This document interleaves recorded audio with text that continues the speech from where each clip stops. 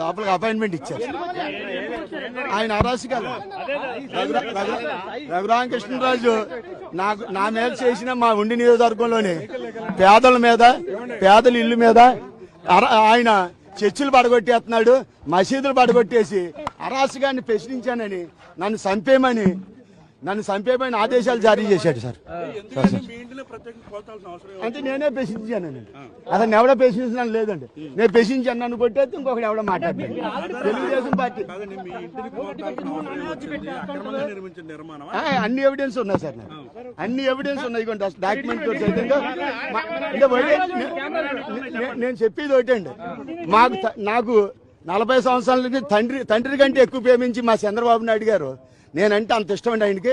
ఆయన దగ్గరికి వెళ్ళి నాకు జరిగిన అన్యాయాన్ని రఘురామకృష్ణరాజు ఈయన ఈ నియోజకవర్గం అభివృద్ధి నిధులు వాటిలో ముసుగులో చేసే అరాచకాలు అన్ని కూడా వివరంతాను.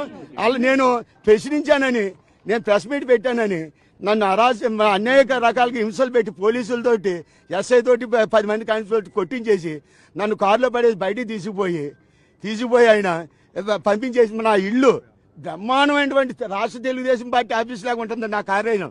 మా లోకేష్ బాబుని తీసుకొచ్చి ఓపెన్ చేద్దామని కార్యాలయం తయారు చేస్తే దాన్ని వంటశాల సార్. 40 సంవత్సరాల నుంచి నేను పేదలకు భోజనం పెడతాను సార్. 40 సంవత్సరాలు నా గురించి చంద్రబాబు నాయుడు గారికి అన్నీ తెలుసు.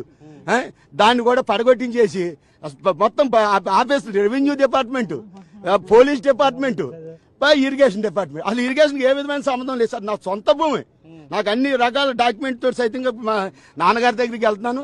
మా నాన్నగారికి నాది కొట్టి కాదండి, ఆయన చేసే అరాచకాలన్నింటినీ నాన్నగారికి వివరించి ఆయన చేసిన తప్పుని అసలు తెలవనొత్తలేదు సార్ ఇక్కడికి అసలు. అంటే మీరు ప్రెస్ మీట్ పెట్టారు కదా, ప్రెస్ మీట్ పెట్టి అన్ని చెప్పారు, మరి పార్టీ ఇప్పటివరకు ఎందుకు చర్యలు తీసుకోలేదు? అసలు ఆయన దృష్టికి అసలు ఇది నిజమైన విషయం రావటాలేదు సార్. కింద అసలు రానిత్తలేదండి. అది ఎట్టి పరిస్థితుల్లోనూ అక్కడ జరిగేదాన్ని అసలు రానిత్తలేదు సార్. ఆయన ఏం చదువుతున్నారంటే అభివృద్ధి ముసుగు. నేను అభివృద్ధి కలెక్టర్ దగ్గర నిధిని పెట్టాను అని ఆ ముసుగులోని అనేక దోపిడీ సార్, విపరీతమైన దోపిడీ సార్. అసలు ఇటువంటి దోపిడీ ఎమ్మెల్యే అసలు మా పశ్చిమ గోదావరి జిల్లా ఉండంటే తెలుగుదేశం పార్టీ కంచుకోట అండి.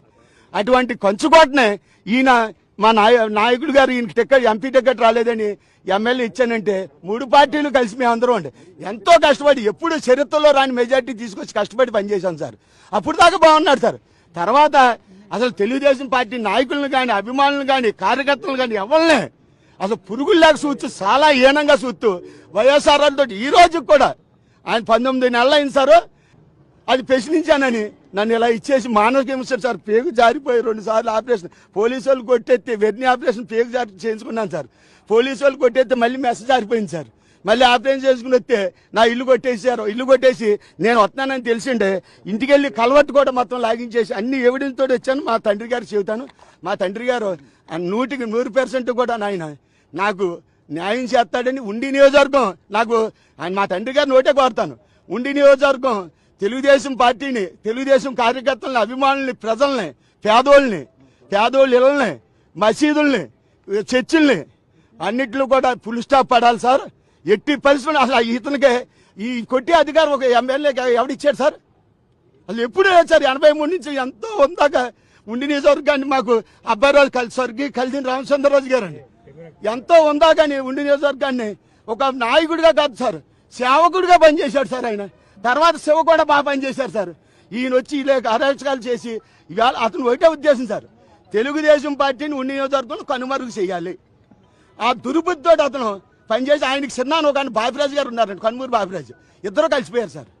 కలిసిపోయి వీళ్ళిద్దరూ కలిసి ఉండి నియోజకవర్గం తెలుగుదేశం పార్టీని ఆయన్ని ఇంకా నామరూపాలు రాకూడదు తెలుగుదేశం అని బీసీలనండి, ఎస్సీలని, ఒకరి కాస్ట్ని కాదండి, మొత్తం అన్ని ఓసీలు అందరూ రాజులను కూడా అండి విపరీతమైన ఇచ్చేస్తున్నారు సార్.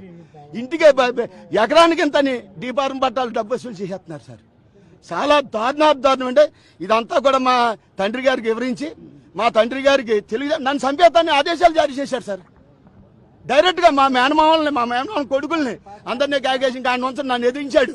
ఆయన మటుకు నేను ఉంచను, ఎట్టి పరిస్థితుల్లోనే అతను ఉంచను, నేను చంపేస్తున్నాను ఆదేశాలు జారీ చేశారు సార్.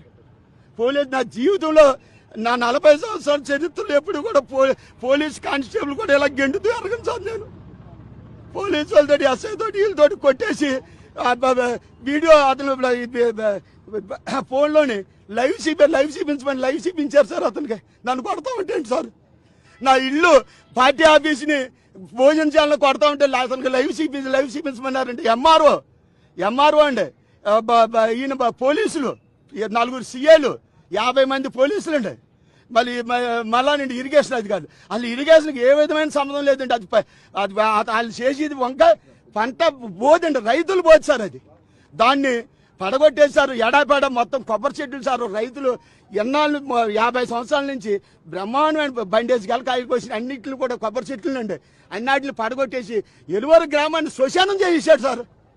ఈ దుర్మార్గుడు శ్మశానం చేయించాడు సార్. నేను ఒకటే కోరేది ఈ దుర్మార్గుడి నుంచి, మా గురువు గారిని, మా చంద్రబాబు నాయుడు గారిని, మా తండ్రి గారిని కోరేది ఒకటే, ఈ దుర్మార్గుడిని తెలుగుదేశం పార్టీని రక్షించమని. తెలుగుదేశం పార్టీకి ఈ 3 సంవత్సరాలు కూడా ఒక తెలుగుదేశం పార్టీ ఆశయాలు కట్టుకొని ఉన్న ఒక ఇన్ఛార్జిని ఉండి నియోజకవర్గానికి నియమించి మళ్ళీ తెలుగుదేశం పార్టీని బతికించమని కోరుకుంటాను సార్ మా తండ్రి గారిని. స్టార్టింగ్ నుంచి అలా ఉందండి, ఇప్పుడే ఎలా ఉంది రఘురామరావు? ఎలక్షన్ అయ్యేదాకా మాతో ఉన్నాడు సార్. చాలా దారుణం సార్. తెలుగుదేశం పార్టీ నాయకులు, కార్యకర్తలు, అభిమానులు కూడా ఉండి నియోజకవర్గంలో తలదించుకుని మనకు ఎందుకు ఇది అసలు వచ్చింది తెలుగుదేశం పార్టీ, అసలు ఉండిలో మనకు అసలు ఎందుకు వచ్చింది, ఎందుకు ఇచ్చేసాం, మనం ఎందుకు సపోర్ట్ చేసాం, ఇటువంటి దుర్మార్గుడు మన నియోజకవర్గం వస్తానని అసలు ఏం చేయాలో తెలియని పరిస్థితిలో ఉన్నారు సార్. వైసీపీ అంటారు మీరు? అంటే కరుడు కట్టిన తీవ్రవాదిని సార్ నేను తెలుగుదేశం పార్టీ. మా నాన్నగారికి తెలుసండి. పొత్తూరు అంటే అదంతా మోసం అండి, అదంతా మోసం అండి అసలు అంతా. అతను ఎన్ని రకాల వ్యవహారాలు చేస్తున్నాడు. మాది కుటుంబ గుర్తుండి నేను బయట చెప్పకూడదు. మా తండ్రి గారికి చెబుతాను అంతా, మా తండ్రి గారికి.